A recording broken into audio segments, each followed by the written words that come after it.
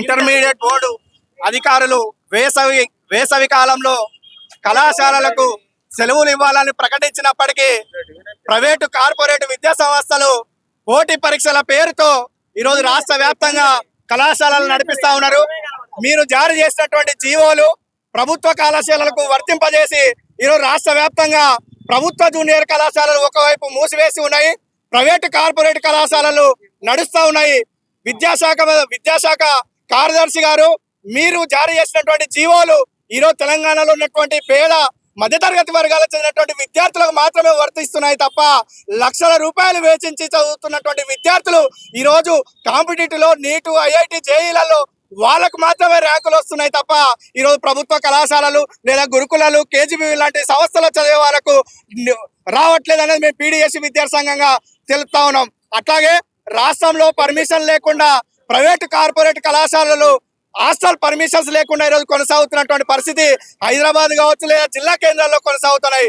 విద్యాశాఖ అధికారులు ఈ సమ్మర్ లో కనీసం విజిట్ చేయకుండా లేదా వాటిపైన పర్యవేక్షణ లేకుండా అఫిలియేషన్ పూర్తి కాకుండా ఈరోజు కళాశాలలు నడిపిస్తున్నటువంటి పరిస్థితి ఉన్నది.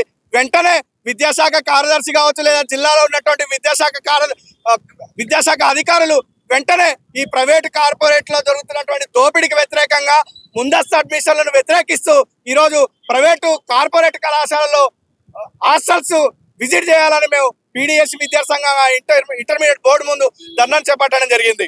ఈ రోజు పీడీఎస్సీ తెలంగాణ రాష్ట్ర కమిటీ పిలుపులో భాగంగా ఇంటర్మీడియట్ బోర్డు ముందు మేము తీవ్రమైనటువంటి అసహనాన్ని, నిరసనను వ్యక్తం చేస్తా ఉన్నాం.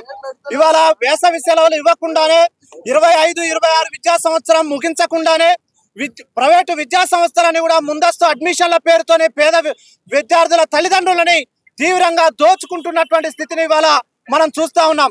అయినా అధికారుల నుండి ఎలాంటి స్పందన లేకోకుండా అధికారులు ప్రభుత్వ నిబంధనలని, ఉత్తర్వులని ఏమాత్రం పట్టించుకోకుండా ప్రైవేటు విద్యా సంస్థలకి దొడ్డిదారులు అనుమతిస్తున్నటువంటి పరిస్థితిని ఇవాళ రాష్ట్ర వ్యాప్తంగా మేము చూస్తా ఉన్నాం.